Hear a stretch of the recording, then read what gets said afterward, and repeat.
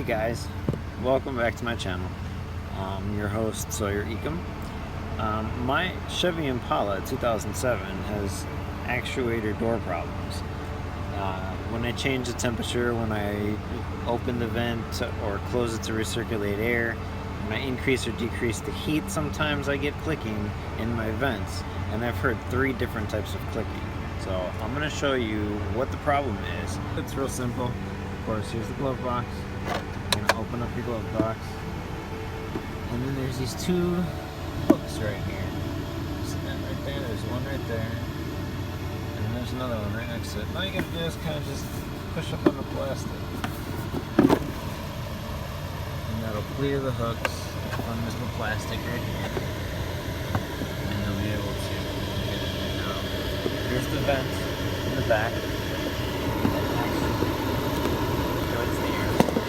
Press for that one. It's right here. Press this button. See the vent move. And then you can see the actuator. That's this piece here. This assembly right there. And there's the little motor. You can see it clicking as it's trying to turn. You can also place your hand on it, and you can feel it. So you can slow it down. So yes, that one's clicking. I need to change that one for sure. Now, the cool part about it is that assembly is the same as this assembly right here. Let's get a better look. That's the actuator right there. It's the same assembly. I believe it's the same for all 3. But I will order the parts and show you the assembly being removed. Now, let's do this one. I believe it's by changing the temperature. So, if I turn it up, then that one should start clicking. Yes, so yeah, that one's definitely doing clicking. Just touch it, feel it. So I'll be changing that one too. How to get the other one to change. What I did notice is there's no heat on this side. So I'm a little concerned that the motor actually burnt out. My windshield will not defrost because it's stay foggy. So yeah, I'll be changing that one too. We'll check that out. Well, my part came in. We got all 3 pieces. So let's put them in. So here we are looking into the driver's side. I'm going to take this screw off. There's one right over here. I'm going to take that out. That's 1, 2. Panel should just come out. So you got to pull it on both sides. Hope you saw that. See, there's the snaps. There's a snap here and a snap there, and just pull it out. So. Side. Now we gotta get this screw and that screw out so I can take this plate off. 1, 2, and the panel should just come right out. Alright, so now I'm gonna take off this snap, and there's one right there. I'm gonna take off also. These are easy to take off. Let's see if I can do this one-handed. So basically, there's a little notch right there. You want to get your tool in, just pry it open. This piece could technically pop all the way off, but then from that point, you just work the piece out. It just comes right out. See? Oh, wait. This one. See? You do that with all 3, and you're good to go. So once you get all 3 of them out, this panel just comes loose. But there's a cable here for the diagnostic board. I could disconnect this piece and drop the cable back in just to make it so I have less crap in my way. I could try and just tuck it out of the way. And I should be able to still get to what I'm looking for in there. Okay, so it's in there, back way right there. There it is. That box. And that's a real pain in the butt for it to be right there. Oh, yeah, okay. And the real question is how to get to it.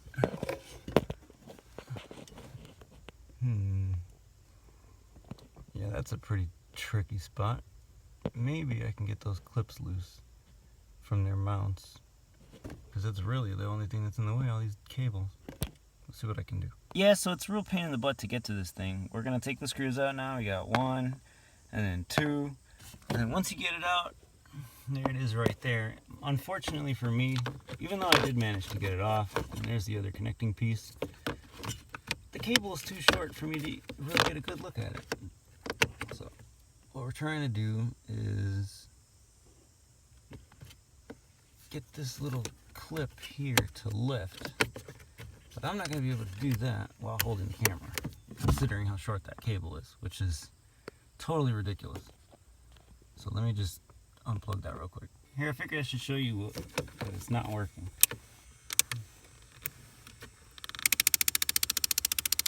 So you can see it's clicking,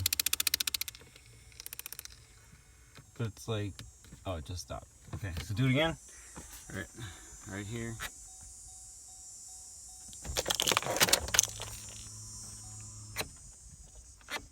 Change the temperature thing. There we go. See, this shit, like, it even stops on itself. I feel it turning. I can feel the motor still going, but it just stops once it gets to that point. That's why I got no heat. So this one's definitely no good. All right, so there it is. It's totally out. You know what? I think at the very end of this video, I'm going to crack open all 3 of these and we're going to take a look at how worn out they are. That might be fun. Okay, see, look. So, like, I can actually turn that relatively easily. But filming myself doing, isn't it? Okay, so it goes all the way this way and turns all the way that way. It doesn't move much. Why did they have to put this kind of actuator there? They could have just put like a little lever system that goes instead of this. The problem with these actuators that I see, like, I believe they're designed to fail. All it does is it constantly runs. So the power goes to it, and for 60 seconds it runs, putting torque on the gears on the inside, and eventually pressing the plastic to bend over and strip out the gears. Instead of putting a flag sensor on this spindle, so that when it reaches its destination, the sensor triggers and kills the power, preventing this thing from being worn out, so that you have to replace it at $20 a piece. I guess you could get it cheaper at a manufacturer, but whatever. The first one is installed. Now all I gotta do is put the clips back. All these cables that are hanging all up in your face, literally smacking your face as you're trying to do this. Super annoying, frustrating. Excuse my frustration, but I want to put this thing together real quick. All right, all finished. Can I see it? Yep, you can. Right in there, all the way behind all the cables. Looks like I didn't attach one of my cables right. It sounded like it clicked and everything. There you go. Okay, so all my cables are back. The actuator's in place, and it works.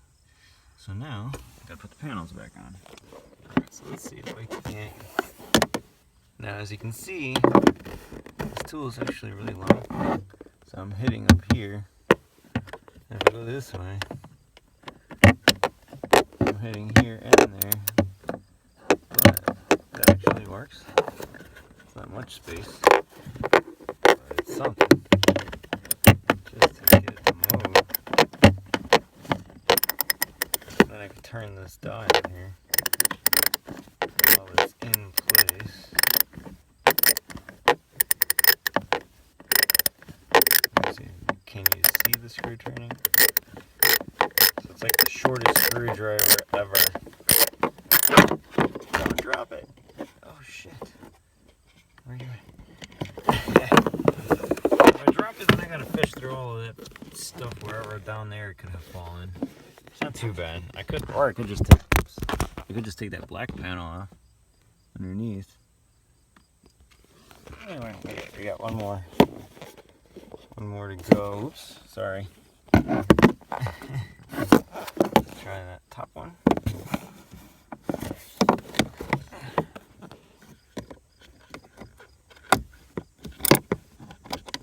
Here we get it on there.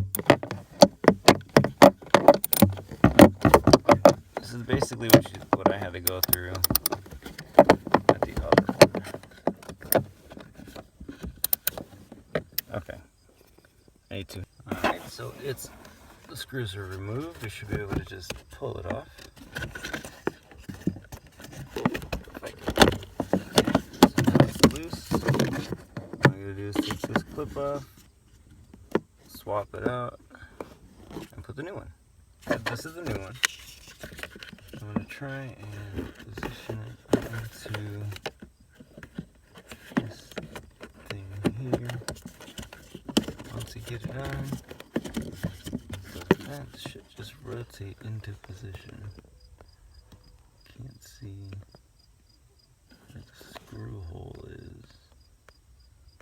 Come on, I'm trying to see. Yeah, right there. Alright. Screw in place. Just to hold it. And then we'll just tighten all those screws up. And now we gotta try and get this one out, which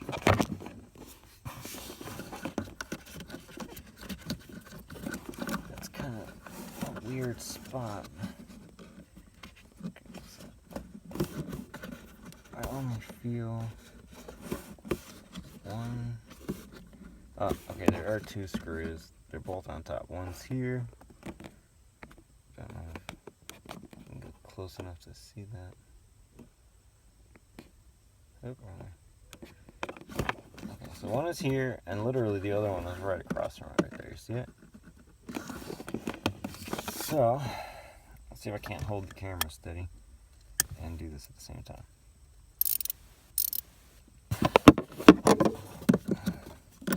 Oh, my bit fell off. No! Believe it or not, I'm using the camera screen to see what the heck I'm doing. Oh, hell no, it won't fit. There's not enough space. That'll be bogus. Okay, well this ain't gonna work because I gotta set it up.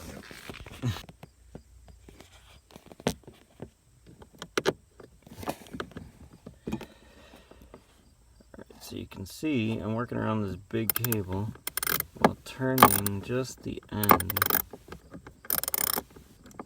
like a miniature screwdriver to get that screw to come out. Got it. Ah, crap. Alright, ladies and gentlemen, so I finished installing all three actuators. This particular actuator proved to be the most difficult, frustrating one because that cable right there, that big cable gets in your way.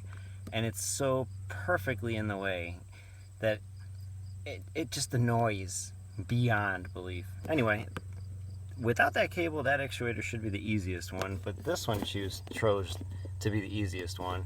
And then of course the driver's side one, well, with all those panels, that just made it tricky, and the cable's in there. But they work, so now if I switch the settings, it moves, tightens up, change this, that one moves, tightens up, I can change temperature. Driver's side one, I can hear it moving. And it don't click. So all the clicking is done. That should mean my heat works. And, well, everything's good to go.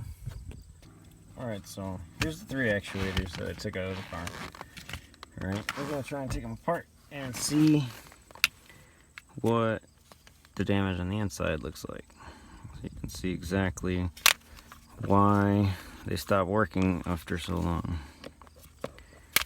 Ouch, scratching myself. Wow, these snaps just break. Okay. That's all of them.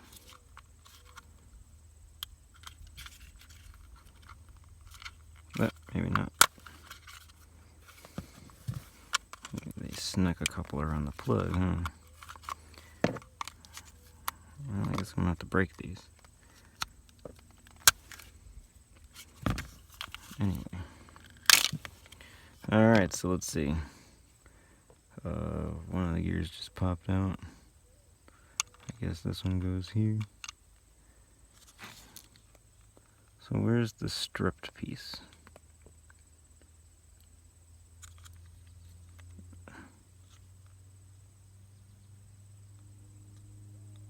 Okay. This one looks like...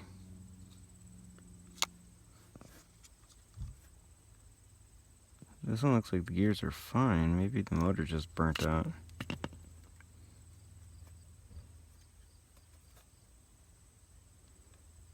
I don't see anything wrong with this one. Let's check the next one. There is something wrong with it. I mean, I replaced the piece already, and I'm getting function that's supposed to happen out of the other vent.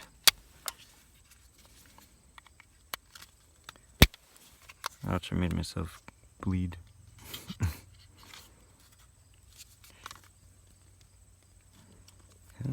Ah, I'm doing it again.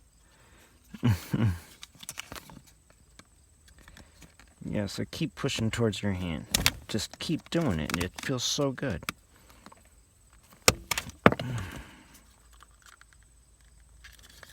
You don't need your skin. Just rip it off. It's like a dumbass. Just tear your skin up.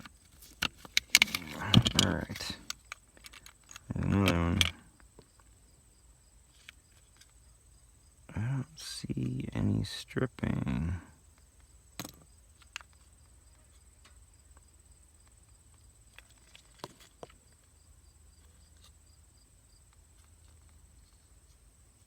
It's weird. Alright, last one. Ouch! That actually looks worse than it feels. Okay, you know what? Let's try just doing this.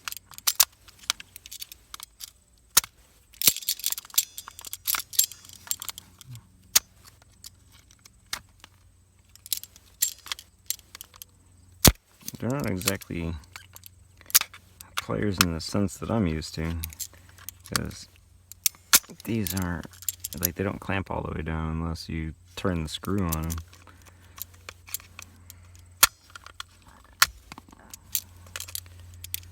But it's allowing me to open this up without bleeding any further. Okay. I'm surprised I'm not, maybe I am. Look, okay, so see this? My camera's in. This particular one, you can see the teeth are gone. Wait a minute. Oh, yeah. This one too. Teeth are gone on that one. And what about this one?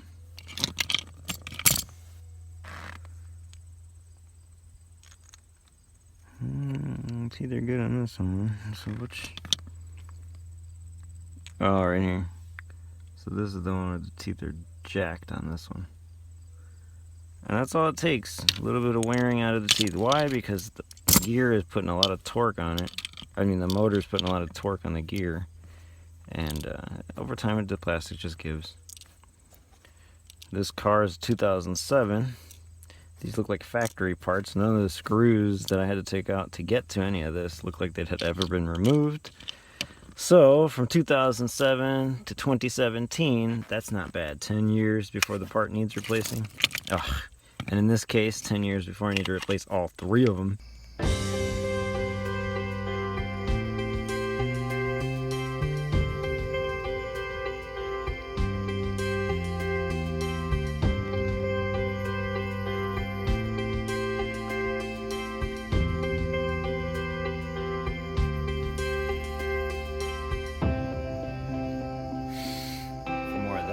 Check out my other